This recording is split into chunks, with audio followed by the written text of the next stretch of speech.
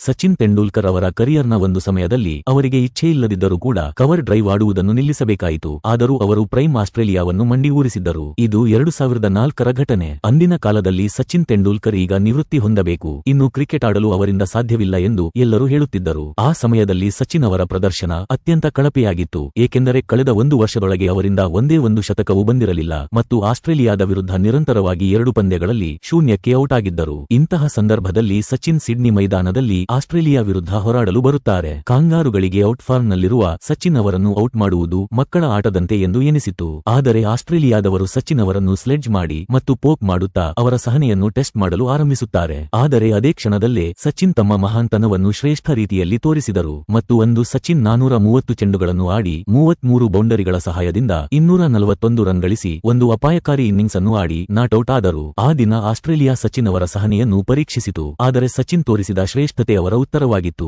ಅದರಲ್ಲೂ ವಿಶೇಷ ಅಂದರೆ ಆ ದಿನದ ಇನ್ನಿಂಗ್ಸ್ನಲ್ಲಿ ಅವರು ಒಂದೇ ಒಂದು ಕವರ್ ಡ್ರೈವ್ ಕೂಡ ಆಡಿರಲಿಲ್ಲ. ಸ್ನೇಹಿತರೆ, ಸಚಿನ್ ಅವರ ಈ ಅದ್ಭುತವಾದ ಇನ್ನಿಂಗ್ಸ್ಗೆ ನೀವು 10ರಲ್ಲಿ ಎಷ್ಟು ಅಂಕ ನೀಡುತ್ತೀರಾ? ಕಮೆಂಟ್ ಮೂಲಕ ತಿಳಿಸಿ.